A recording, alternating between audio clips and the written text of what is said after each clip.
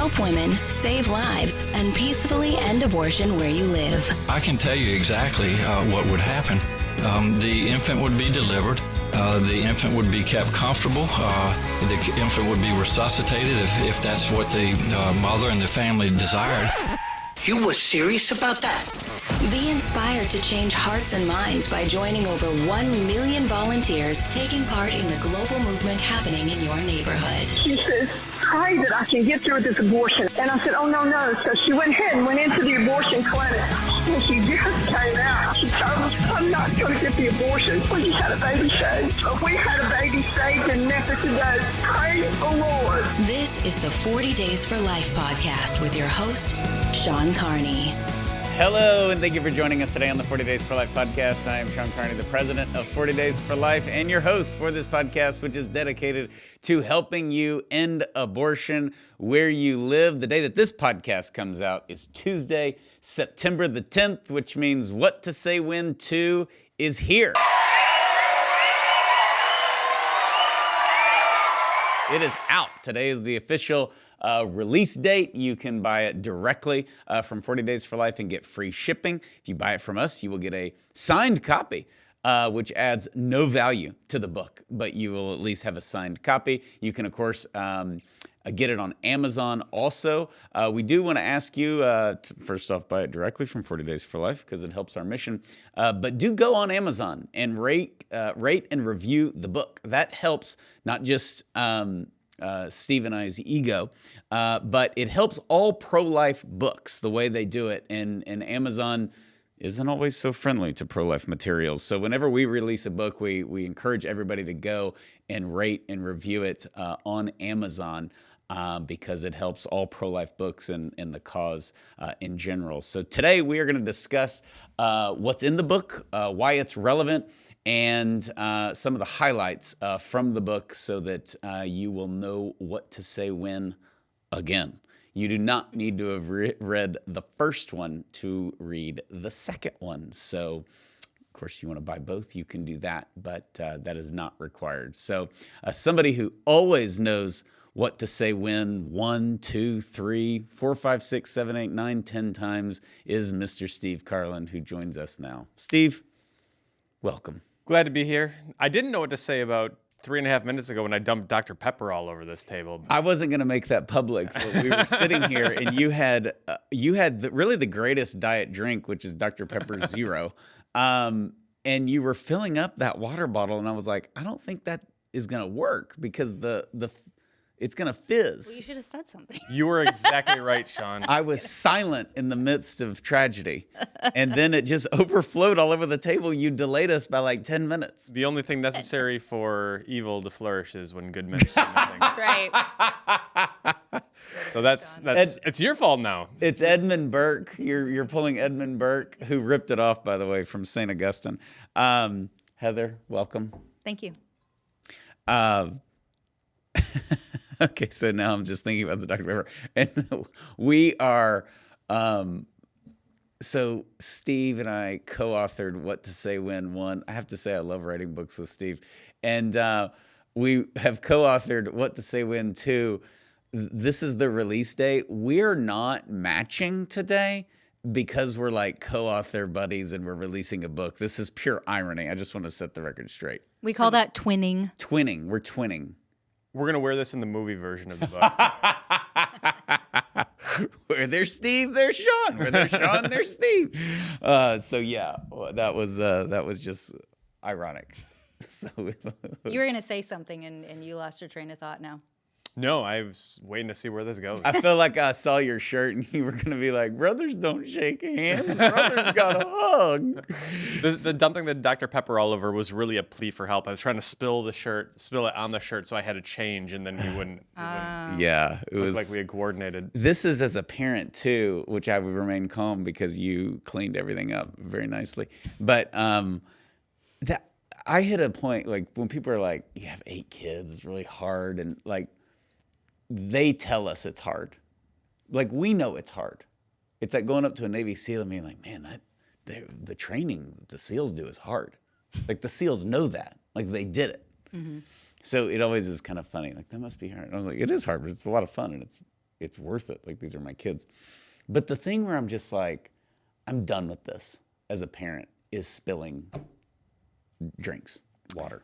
I think you put that into the heart of the matter. I did. The spilled milk is my ultimate. There's something about my weird germaphobe that y'all are all too familiar with. But like, I was like anti-COVID before COVID, like hand sanitizer and all that. It was just a regular thing. But there's something about dairy. Oh, dairy in particular. Yeah. This is why you have lids all the time, and not just on the kids' drinks. But here, the way it works, though, is you have to hit a certain age where you don't get a sippy cup. You get a big kid cup. Sure, yes. But so I haven't hit that age yet. yeah, Steve needs a sippy cup. So the problem Still is don't have a lid on there. like building like the Mary Kate's confidence or whatever. She gets a big girl cup, and then you can't go back. But I always want to send them back. I think when Seamus was like 10, I threatened that he was going to have to use a sippy cup because he just kept spilling his water or whatever. So anyways, it is, that's just a pet peeve of mine of spilling. What's the magic age? What's the cutoff that usually takes place in your house where you trust them to not dump milk or Dr. Pepper all over the place? But it's not 18. even them. It's not even them. It's the younger kids that will probably knock over the older kids. This is why when I'm around households with lots of kids, I always have a lid on my drink because They just knock it down. 99% of the time, it will get spilled. It will get knocked down. And So- obviously the double whammy, the worst is at a restaurant oh yeah, because now it's public. Yeah. And it just goes everywhere, and you know. yeah. We like last week, my youngest Benny, who's 4, knocked over his cup and spilled stuff everywhere, and we're kind of like, oh. And he just blamed whoever gave him a cup without a straw. He's Yeah. like, well, you gave me a cup without a straw. Like That's the bound to happen. That's because he's the baby. Yeah. That's like great. Now it's everybody else's fault. Yes. Like I kind of like that. He's a good American already. It's never your fault in America. It's never your fault. Yeah. No, I totally appreciate that. But yeah, that is my and I don't clean up.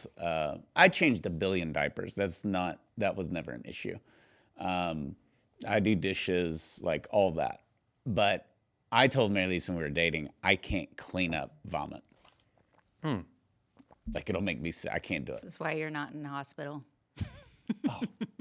I am so not cut out for medical work.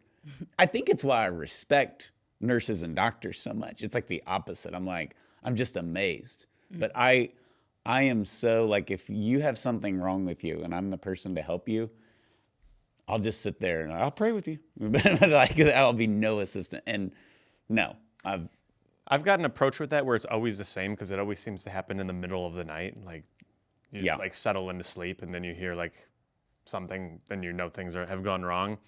And so usually I saved the COVID masks for this purpose. If I've got a kid who throws up, I bust out the COVID mask, and that helps me. I light a candle. I sit there for 3 to 4 minutes. like a scented candle. Yes.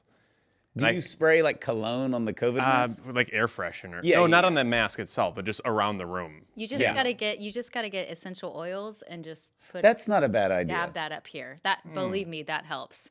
That was my ultimate test the only time I had COVID earlier on, when I couldn't smell. That was always like, if I can't smell the essential oils, then I still can't smell because it is so strong. So that is something if you don't have already. That's a good trick. Yeah, It's a you good should trick. try that. Inevitably, I end up just sitting there for 3 to 4 minutes, just like, okay, this is my life now. And if a kid throws up, I say a simple prayer, Lord, please help me to handle this with love. Yeah, it's as if you're about to jump out of a plane, Yeah. and moms are just like, you're such a freaking wuss, like just do it. No And- kidding. You're comparing it to jumping out of a plane. Yeah, but this is the thing, like getting yourself psyched up because your kid. One time, Bridget and Bailey were like 2 and 3, and we were driving home for Thanksgiving in like 2007. So yeah, no, they were like 1 and 6 months, and I think Bridget just started throwing up in the car.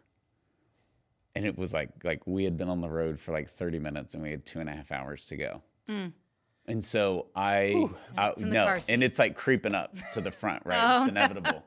So I rolled down their back window. Of course, they're like, ah!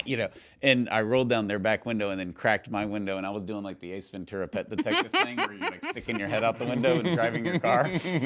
So great reference, great movie. I almost spilled on camera there. I wish it would have happened. Congratulations on all your success. You smell terrific. But yeah, that was probably the worst. We've got like 2, maybe 3 episodes of the podcast where we talk about just the joys and the blessings of being open to life. And if we need the to talk about the problems. This is like Is this what we're doing? Stomach flu is the worst part about being open to life and having a big family. It's too soon because we just I haven't recovered because we had it. That's why I missed the Dobbs event. Yeah. As y'all know, but because I haven't been sick in like 4 years, so stuff goes through our house, and usually I don't get sick, or me and one of the kids don't get sick. So that was not the case this time. And the stomach flu going through the family with all the kids, and Mary Lisa and I are both sick, and half the kids are sick, and all that. That's just Miserable. why does God do that? I know that's part of the fall of man. And also, you run into the psychosomatic stuff where, like, I usually don't get it when it runs through my family. I just have a strong stomach, I think. But you start to you've got the phantom stomach flu where, like, am I getting sick too? Actually, I think I'm just hungry. You don't know if you're just hungry. Are you tired? Do you have the stomach flu? Who knows? The psychobabble is the best. I think one time we lived in Virginia and everybody was like falling. It was like Christmas Eve. It was the Christmas from hell. And I was sitting there, and I'm like sitting by the fire, and me and my brother-in-law aren't sick, and we're convincing ourselves like we're not gonna get sick. And he's like trying to talk me into having a Jameson whiskey with him, and I'm like, I don't think I'm doing that. Like, I'm not that confident that we're not getting sick. He's like, no, it'll like help. And I'm like, you go ahead. And so How'd that work out for him? he's like 4 hours later, hit him. And he's in our basement, and he's like, grown man, and it just sounded awful. And then like 2 hours later, I fell. But I sat there and I told Mary Lisa, I was like, I don't feel sick. I don't not feel sick. Like, I actually said that sentence. Yeah. Like, it just became an ongoing joke. Heather made fun of us for comparing this to jumping out of a plane, but I have no desire to jump out of a plane. Like, I don't want to do it. There's no interest. If you were to tell me I've got 10 minutes to make a decision that my 6-year-old is going to throw up, and after that, who knows, or I can jump out of a plane in 10 minutes, I'd probably jump out of the plane. Absolutely. That's done in 15 minutes, right? Absolutely. How long does it take to skydive? Not that long. That's an unbelievable list of what I would do. Like, if God came down and he said, all right, you can get the stomach flu 10 more times in your family, in your life. In your lifetime. Or I'm doing whatever the or is. Like, I don't know. Door number 2. Hike the Grand Canyon 5 times in a row with like no water. Whatever it is. Like, I don't know the scenario he would give me, but that I would choose the or. And you're like being a man because you're protecting your family and really protecting Mary Lisa because I don't help. And she knows that's part of the deal, and she's fine with it. And there's certain things she's like, I can't do that. And so it's not like she's like, you're a loser. She's like, I don't think I really want you around when the kids are throwing up, Mm-hmm. And she doesn't. So. And skydiving probably smells better, if I had to guess. Yeah. What about like, you're dropped off like a mile out in the ocean. Like, you're not going to die, but you have to swim back, and there's sharks and stuff. I don't know that I could. I can't swim, so. You can't swim at all? Like, I can tread water. I can, like, kind of try to coordinate a stroke. But if you, like, fell in a lake, you wouldn't drown, right? Laura thought I was going to die on our honeymoon. Really? Yeah. She's like, my husband is, it's like, me trying to swim is the most unathletic and uninspiring thing that you will ever see. Hold on, but you were taught to swim as a child. I failed swimming lessons. Can you swim right now? Like, if we went swimming. Let's define swim. Like, if you put me in and I can, like, splash around, or I can, like, kind of, like. Doggy paddle. Like, you're 2 years old. He's gonna doggy paddle. Yeah. Yeah, I can kind of, like. This is scary. You could drown. You have to know how to swim as part of being a human. So, I don't know how to describe it. Like, you would look at it like, it's not like I'm just going to sink or something like that. Okay. I can kind of, like, put together kind of, it's like, oh, here's a good analogy. My swimming is like Elaine dancing. Okay. You don't want to see it. It's not good. Okay. If there's like an undertow, if there's a wave, it's over. Like if I'm in a pool, like an above ground pool, I can handle that. But you don't want me in like the ocean. I'm not gonna make it. By the way, Gosh. Elaine is a Seinfeld reference for those who Oh, they know. picking up on that. They know. That's really scary. Okay, so you would not want to get like dropped out. I would do that. Like if they took me out on a boat and they're like, we're going to take you a mile out and you got to swim a mile. No, I would shore. not. I would not survive. But your kids are never oh, you would die. That's the problem. Which But I might take over 10 stomach flus, frankly. I love to swim. Okay. And so I would take that deal. And I'm not afraid of sharks because we've swam around them so much in Galveston that I'm like, I would have gotten bit Jellyfish. already. If you That would be a problem, but that can't really kill you. And it's a sting and you rub the cream on it, but the whole time, like I get to shore, Mary Lisa runs over, she hugs me. She's like, thank you for doing this for our family. We'll never have the stomach flu ever again. In this fake, made up, hypothetical scenario God Okay, I was has like, presented us. I don't think that's gonna happen. we were gonna banter about Metallica. Yeah. We went in a different direction. We went in a way different direction. Anyways. Y'all wrote a book recently. What to Say When 2 is out. Order it at 40daysforlife.com. You can go to Amazon and order it. Okay, so this was never on our radar, writing a sequel, because the subtitle to What to Say When 1 is what? The complete new guide to discussing abortion. We thought we had said it all. Not so complete. That is a lie, apparently, because Fake news. the Fake world that was not complete. It was very much incomplete. The sequel is a total scam. So the world kind of lost its mind. Dobbs, I even thought, okay, when Dobbs overturned Roe, I got probably 5 or 6 emails. You and Steve need to write the sequel. And I'm like, you want to talk about naive? I'm like, this doesn't change how to talk about abortion. I like said that to myself out loud. And I was like, what would that look like? What would change? And then we didn't have half the stuff we have now. We have the resurgence of you don't care about born children, which we cover. We did a podcast on that. That's a big deal now. We did there's a whole new level post-Roe, and this is what I underestimated, of we hate 14-year-old rape victims, and we want grandpas to impregnate their granddaughters. We're pro-incest, we're pro-rape, to a pro-teen pregnancy. That's pro-teen pregnancy. Child and teen pregnancy, which... Yes, and one thing, Matt Britton, our attorney, you send him a book and it's kind of like, I don't know what he's going to say. He went on and on about how this is the best book 40 Days for Life has ever produced. It's way better than the first What to Say When. Like, it's so comprehensive. It's perfect. Like, he went on and on about, I thought it was kind of a joke. And then he did it again on a team call, like in public, not just to me and Steve. And so Matt liking the book was huge because Matt doesn't like anything. It's that feeling like when your dad tells you he's proud of you. It's kind of like same. And he never says that. I didn't say that. Yeah. But it was really like good feedback. But one of the things that we did is we do a deep dive into the rape and the incest. And what we didn't do in the first one, because the first one is very technical and this is what you say and all that, is we give real life examples of women that we've worked with that you can say. Because one of the things when Roe fell, the first interview I did was on the BBC.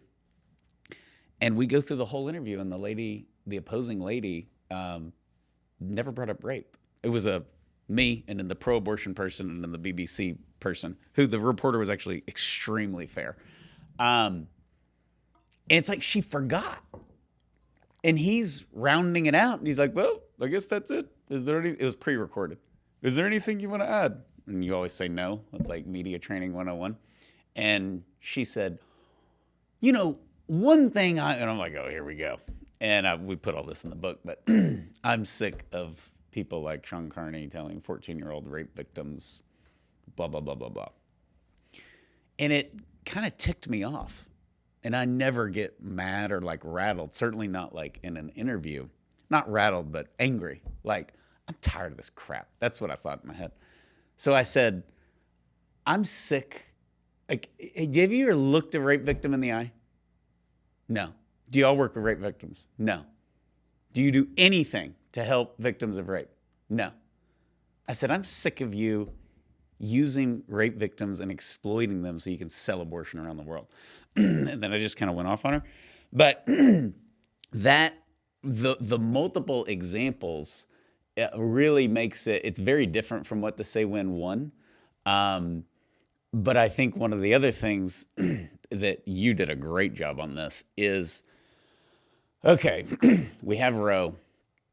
Ginsburg said it's bad law. Sandra Day O'Connor said it's on a collision course with itself. What is Dobbs? That overturned Roe. It goes back to the states. I think a lot of pro-lifers feel like you have to be a constitutional lawyer to explain Dobbs. And Steve does a great job of basically in 3 or 4 sentences, this is what you say when it comes up. And it's fun in apologetics. I think a lot of pro-lifers get intimidated by the legal part. Mm-hmm. But asking somebody, why did the Supreme Court decide Roe? And stop talking. Why did the Supreme Court overturn Roe? Because men hate women and they're all bigots and Kavanaugh's a rapist. Okay, great. But like, what's the legal reason, you know? And I think that that's really important. A lot of people have asked me about both books. Like, you guys wrote it together. How do you do that? Like, how do you write a book together? And like, the simple answer is like, we take a look at what we're going to cover. You take a crack at half of it. I take a crack at half of it. And then we adjust each other's stuff. From the first book now, I don't even remember which chapters are whose. I think that's how it kind of blended. Yeah. Well, and I remember we did the same thing with the first one that we did with the second one, which is I wrote the opening and close chapters. Then we have the subjects and we go in. And it's kind of like picking team, like Sandlot football. Yeah. It is. It's like, what do you want? What do I want? And we have different strengths. And so anything... I always get picked last. Anything extremely technical or risky, Steve handles. So, but yeah, it's I got a lot. I think it was my sister that was like, I loved your chapter on whatever and what to say when won. And I was like, Steve wrote that. She's like, oh, I thought I figured them all out. Because she had them all right except for that one. I don't remember what it was. Well, it's kind of fun. And the reason I bring that up in particular is because our theme from the first one was go on offense. And I think this one is like go on offense on steroids. Yeah. Because we've seen a lot of defense in the post-Roe era because of these hard topics being brought up. The rape, the incest, the life of the mother, the babies with disabilities, all of these things, they've really bludgeoned us with us. And when we look at the response from the politicians, all too often it's been, okay, well, we'll forget about those babies. We're not going to talk about these babies. It's kind of this reluctance. We're embarrassed that Roe was overturned. We're ashamed of being pro-life. And we didn't want to do that. And so the way that ties back to like how we split up the chapters is I think this was a chapter that I kind of took the lead on, but you suggested a line, which is my favorite line in the book, which is, you want to talk about incest? Let's talk about incest. And I think that's so important because you know who doesn't want to talk about incest is most pro-lifers. We're like, that's as scary as rape is. Incest is like, put that on steroids. And I feel like we've got some actual, real life stories, real life testimonies from people who were touched by that horrific issue. And it allows us to not have to be ashamed or feel like we're like anti-woman. It's also much more up to date because the first one's very topical, but I mean, we were editing it at the symposium in July, we was doing some final edits. And so it's extremely up to date. We cover what the pro-abortion movement is saying. We cover what the pro-lifers are saying. We certainly beat up on some politicians on both sides. Both sides. But it is more comprehensive, and it obviously helps if you've read the first one, but we wrote it to where you don't need to have read the first one. Kind of like Twisters, although disappointing. Twister 1 was so great. And the sequel's good. It's fun. But like in Twister 1, you're in love with all these characters. I'm sorry. We just saw the movie and I can't get over this. you like love all these cool characters. 20 minutes in, they've got like the preacher dude. They've got Philip Seymour Hoffman, the cool guy, Dusty. He's like funny. He's wearing an OU hat. Then you've got like the quirky nerd. And Twister too, you're just like, I don't know if I'm sad that guy just got sucked up in the tornado. I don't even know who he was. So anyways, that was my critique of the movie, although it's still good. Worth seeing. What to Say When 1 and 2, you love the topics, Seamless. you Just love the seamless. characters, but you don't have to have seen the first one. Twisters 2, that just totally ignores the first Twister. We don't totally ignore What to Say When 1. Yeah. I thought it was great. Yeah. Yeah, and you're a critical person in a good way. I am, yeah.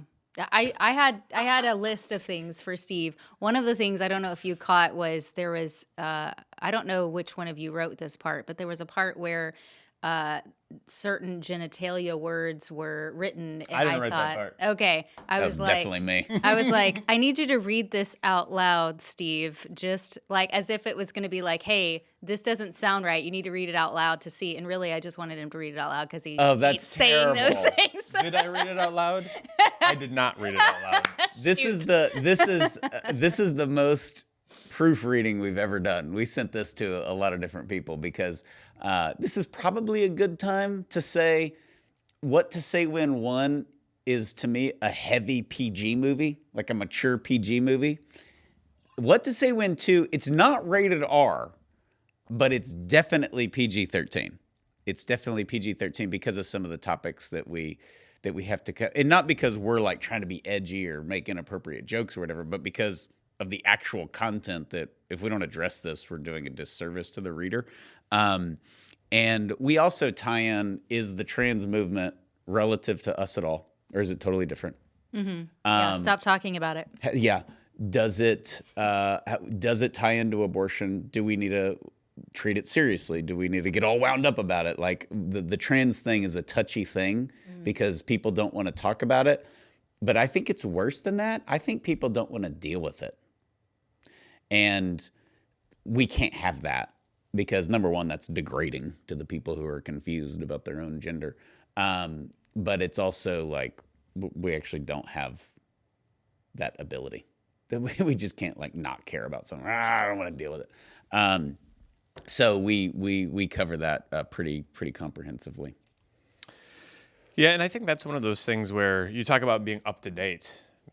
The tide has turned on the trans thing. We still have a long way to go, Yeah. but it's kind of turned. And Well, look at the disaster that was the Olympics. yeah, and the pro-lifers who would want to ignore it because, again, it seems like we're losing the battle. Like, actually, no, we stood up and we fought this one, and the tide has turned on it. And I don't know what things look like in 5 or 10 years, but I strongly suspect that the peak of the whole trans thing is behind us, thanks be to God. I do too. And they got greedy, and it's just common sense. I mean, I don't know how long you can convince people that boys can be girls and girls can be boys just because they think so. Mm-hmm. And we're actually not a very sensitive society. I think we're a very cruel, judgmental society. And so we kind of cover it up by being tolerant, which is like the ultimate tyranny.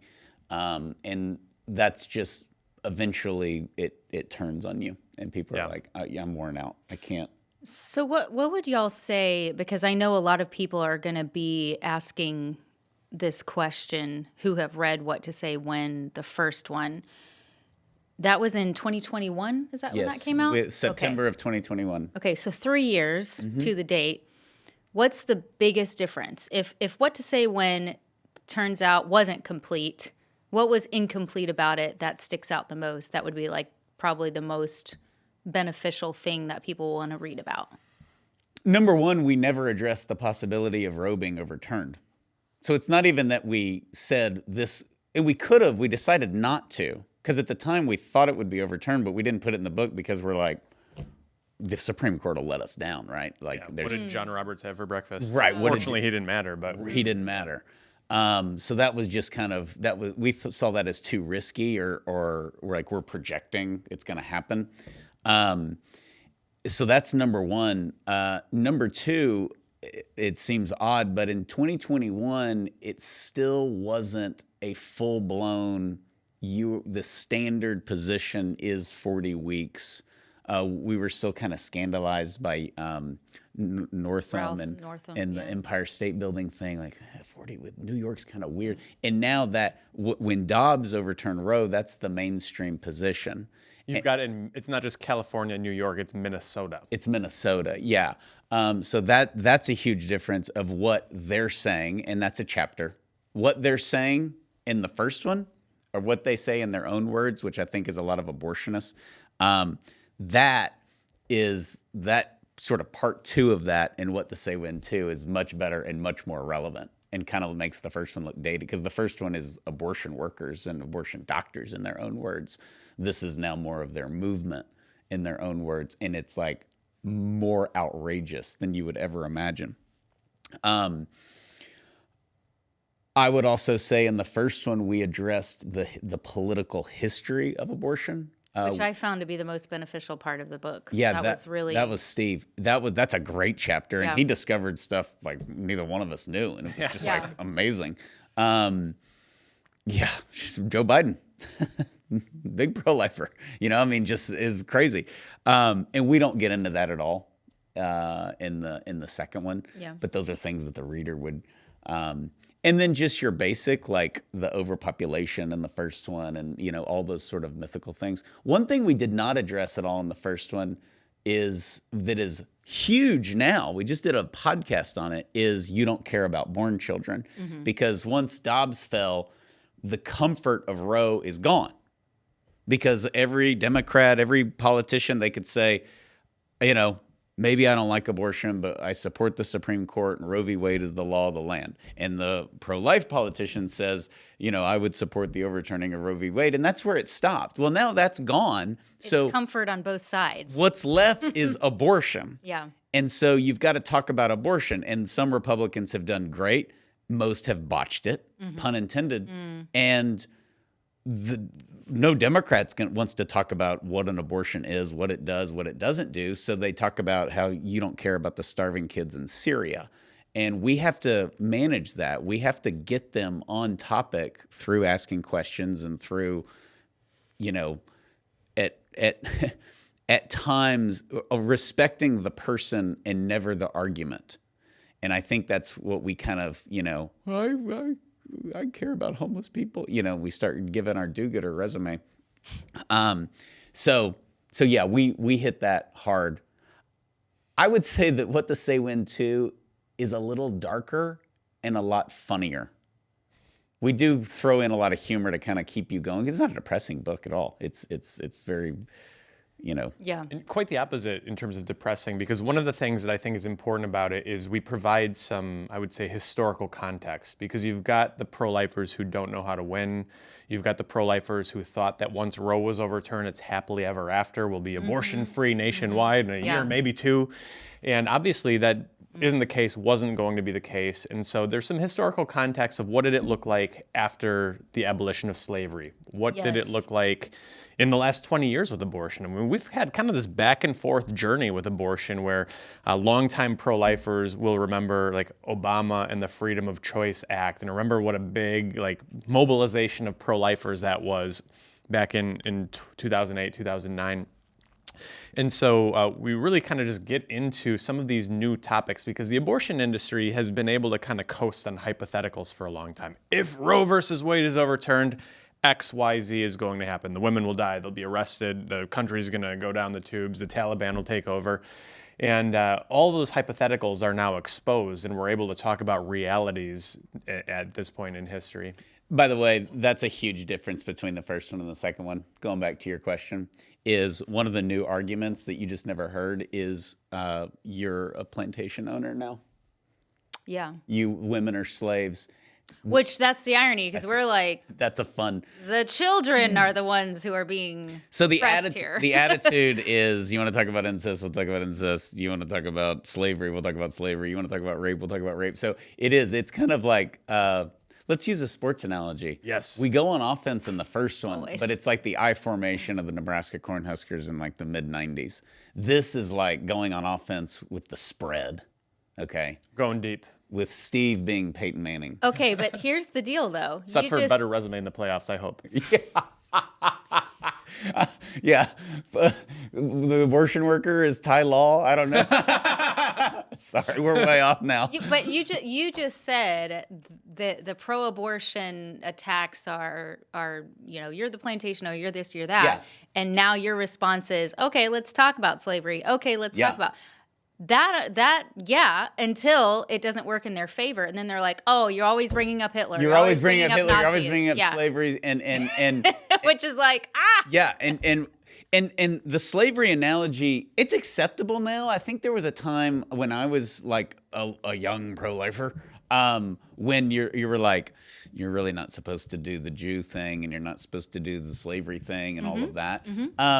My response to that now, and I was like, oh gosh, I gotta be careful, you do want to be respectful if that's its own tragedy. Of course. But when it's done in the context of, well, you think the Holocaust was bad, 78 million babies a year die, that's horrible. It's like my Holocaust can beat up your Holocaust. Yes, yeah. But we have to use these examples because fortunately, it's becoming more common, but there's not too many well-known examples where somebody was systematically dehumanized. And that's, so it's not that slavery is an inappropriate analogy. It's that for America, it's the only appropriate one because we've only dehumanized the population, a segment of it, twice. So what I were writing that chapter, I'm like, I can't believe we have to like lay this out, but we do. Like, why you're not a plantation owner. By the way, that I don't know if that's my favorite chapter, but it's definitely fun. I think it's chapter 2. It's early, okay? Because we get into Lincoln, we get into Reconstruction, but that whole notion that we're the plantation owner because women are slaves because they don't have access to abortion. Handmaid's Tale. Kind of feels insulting to the people who are actual slaves, but let's just ignore that for the moment. So one of the giving the book away, you still got to buy the book, but one of the first things in there is, okay, so we're plantation owners and women are now slaves. In 1972, were women considered slaves because we didn't have Roe v. Wade yet? Right. Like, was that a thing? No. It was like dumbest thing ever. The NARAL wasn't stupid. Dr. Bernard Nathanson wasn't. Planned Parenthood's not stupid.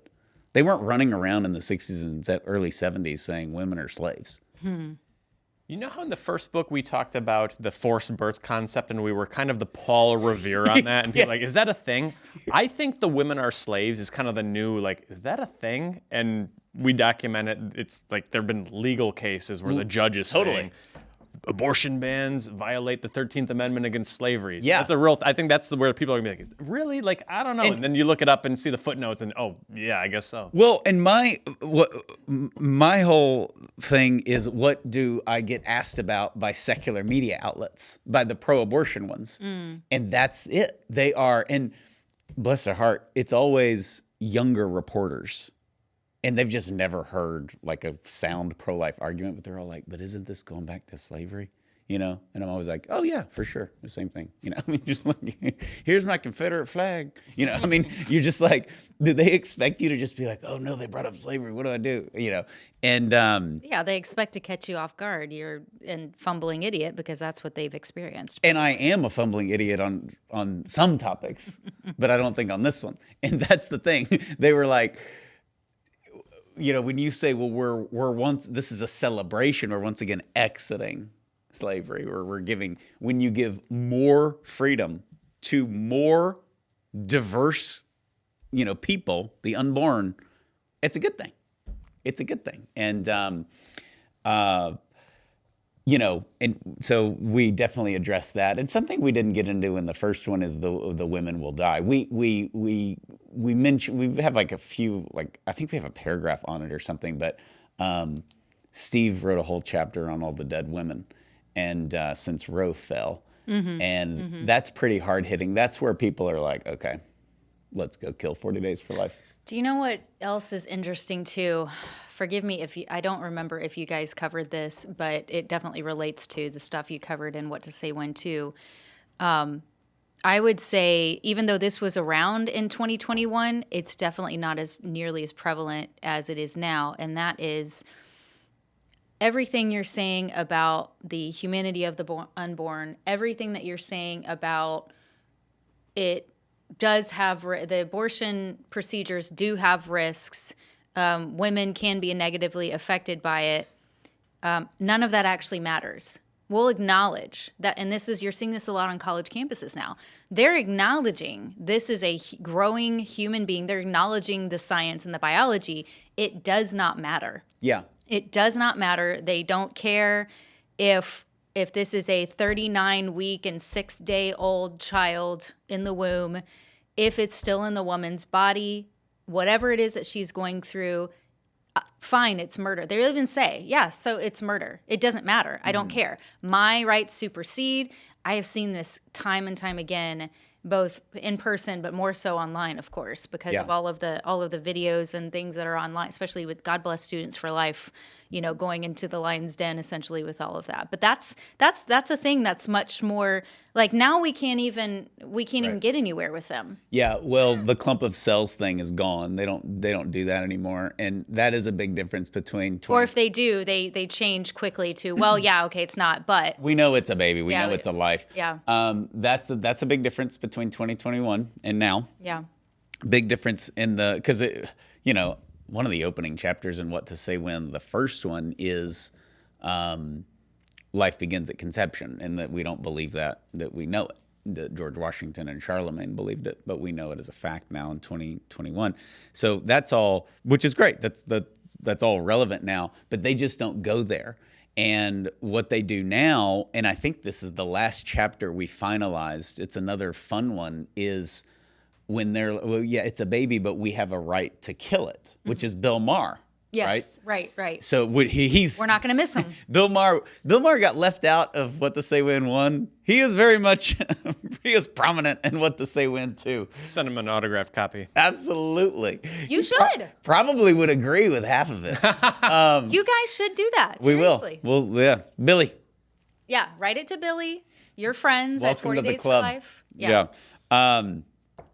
So I'd love to go on his show. I've never had drugs. I'm not smoking weed with him, but I'll go on his show. Well, there's an entrance. Here's a copy of our book. Here's a copy of our book. I won't smoke weed with you. No. Here's entrance to go into the show, not entrance to smoke pot. Okay. If you send him something, maybe just on the off chance that'll get his attention, and he'll be like, "All right, Sean Carney, come on to my show. Let's debate." I think I'd put it in a box, but I'd put like a crucifix on top of the box, so that's the first thing he sees. So that kind of rouses a little bit of anger, and then it's like, yeah.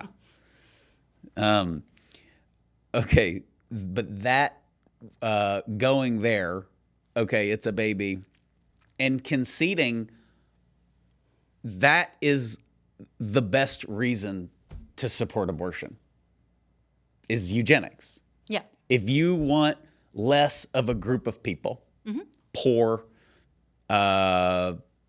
people with disabilities, blacks, if you're an actual racist, okay, not superficial like the woke racist, like you're a racist. But if you're an actual racist, you don't like black people, you don't think they contribute to society, you think they're a drain, and you don't want them around, abortion's your best friend. For sure. Nothing has gotten rid of more. Abortion shames the KKK. Margaret Sanger said it so well herself. So that's, we take you through, not in these certain words, but getting them to own what they support. And Bill Maher does that, which is in the book, because he says, we're overpopulated, we won't miss you. That's a good reason to kill people. If you think there's too many people and you start killing some, you'll have less. Well, it gets to the heart of it, because I think most abortion supporters would not agree with Bill Maher. They'd try to equivocate, well, it's not killing, it's not really human, we don't know when life begins. I think most people who are kind of, I don't know. Kill is too emotionally charged. Yes. Well, it's not exactly killing. Terminate. Yeah, it's whatever euphemisms they use. And the folks who take the Bill Maher position, I think, are still a distinct minority. They're the decision makers. Yeah. They're honest. But I think a lot of people who would be pro-choice, I don't like it, but we got to allow it. You can't legislate morality. I think when they hear the way Bill Maher puts it, they would have to think twice. Yeah, they would. And that's why they didn't like when he said that. And when that famous clip and Pierce Morgan is on his show. And the guests are the best part of that clip. Like, it's a bit harsh, Bill. which is like, you're pro-choice, right? Then you believe that too. Which is what I love about the Brits. So you're like, there's too many people in the world. We need to start killing some of the weak off. And that's just a bit harsh. That's what I love about the Brits. I've heard Robert say that, you know. Yes. It's a bit harsh. It's a bit harsh, but extreme. Something that we cover in this book that I think is one of the things that's requested most from me in the last year is a deep dive into the abortion pill and abortion pill reversal. Yes. Because we know now that we're talking a majority and an increasing number every year of abortions now are conducted by the pill. And people are like, what can 40 Days for Life do about that? Well, we can go do vigils in front of pharmacies, which we have been doing. We can't, for the mail order ones, we can't like set up a vigil in front of everybody's mailbox. It just doesn't work. So that means education is so essential. And the abortion pill, it's America, right? There's a pill for everything. You want to lose weight, you take a pill. You want to not have pain, you take a pill. There's a pill for everything. And I think people see this as like, great, a simple pill, and my greatest fear is solved. And we need to spread the word about that, and we are in this book. What is the abortion pill? Why is it dangerous? We have a litany of women who were tricked into using the abortion pill that they never wanted by bad men who are, like, in one case, the guy's like, yeah, I don't know, I guess we got dirty pipes. That's why the water is cloudy that you're drinking. Well, because he broke open the abortion pill and mixed it in. These are the stories that terrify abortion supporters, and one or two of them, we've got a pretty good list, but one or two of them should be enough to make people think, oh, didn't Walgreens just settle $1 billion case over opioids? Maybe we want to think about what happens when we flood our communities with abortion pills. This is, I don't know, we're about to wrap up, but this is a lot of the feedback that we had from the first one that we used for the second one, which is on stuff like that, the abortion pills or Dobbs or all the stuff we've been talking about. We have that in mind of letting the book do the work for the pro-lifer. Because what happened with What to Say One, it's funny, I'll tell you why in a minute, is it became like you read it and you give it away. But it also became you give it to your pro-abortion uncle at Christmas. Yeah. Like the non-gift gift. It's like your kid leaves the church or whatever, and they get all to hell. Are you on it? They get all the religious books, and like, well, I hope you read that. Merry Christmas. Taped a miraculous medal to it. Yeah. Here's a crucifix, you little pagan. Stay off the drugs. So it's like it became like the grandma gives it, and so I was laughing because we had one unnamed 40 Days for Life leader, and she's like, I gave a copy of What to Say When to all of my grandkids, for Christmas or something. I'm like, what was the age range? She was like, 30 to 10. I was like, you gave What to Say When to a 10-year-old, which is great. But I'm like, could be Steve's 10. Well, now 11-year-old. But it's like elementary for him. One thing that didn't occur to me, aside from like, we're a bunch of pro-life activists, so we're like giving out the books and staring at people. Read chapter 6, and then tell me that you're not sorry. And is that with family and friends, you actually can't talk about some of this stuff, right? And so, but you do. We all have. Believe me, I've tried. I know, no, believe me. But that whole thing is we all know people that are like, I want you to read this book. You're like, okay, I'll read this book if you read this book. And What to Say When became kind of one of the books for that. And we definitely had that in mind with What to Say When too. That yes, we're preaching to the choir because the choir needs to know the words to the song, but it definitely can be in the hands of anybody. And I would say that this book tugs at the heart a lot more. I mean, it's if you want to be a know-it-all and smoke somebody in an argument, you'll be able to do that. That's not the point of the book. That's not going to be very helpful. But if that's Don't forget the charity aspects. Yes, we hit that. We love everyone. That's how the book starts. But that whole thing is you'll have the head knowledge, but you'll also have what you didn't get a lot of in the first one, which is some wonderful, beautiful stories or tragedies to use that are true. Yeah. I think, again, this is not the purpose of writing it, but for all of the efforts that have been made to kind of put us on our heels, as though we should be reluctant to publicly say we're against dismembering children. Mm-hmm. This book, I think if you're an abortion supporter and you read it, there's got to be a little bit of shame in there when you hear some of these stories of these courageous women, of these women who are victims, of these women who have suffered at the hands of the temple to choice. Well, and the whole, one of the many nuggets is if you just ask somebody, how many teenage rape victims choose abortion? So we're talking about the 14-year-old. How many of the 14-year-old rape victims choose abortion? Doesn't matter. They should be able to, Sean. Well, they'll say, and I assumed until we did the deep dive, 80%, 90%? 95%? That's what you'd think. 50-50. 50-50. 50-50. It's right down the middle. Well, that's probably because their religious zealot parents forced them to choose life. Yeah. So then women forced them to give birth. Is what they would say. They're only empowered if they abort. Yeah. So anyways, we give a lot of examples. So yeah, What to Say When To. Check it out. I recommend it as somebody who's not authored. See? And Heather's... And I don't like Steve or Sean very much. She doesn't like us. You know? She's mean, and she still likes What to Say When To.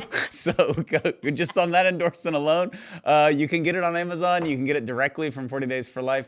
If you go to our website, there's all sorts of bundle packages if you want to buy What to Say When 1 and give it away if you've already read it, or read it and then read the second one. But as we've said before, you do not need to have read the first one to read the second one. So go on our store website at 40daysforlife.com, click on the store, and you'll see all sorts of bundle options and bulk order options, and you get signed copies when you order it directly from 40 Days for Life. So thank you, Heather. Thank you, Steve. Please rate, review, share this podcast, and give us your feedback on What to Say When To, whether you love it, whether you hate it.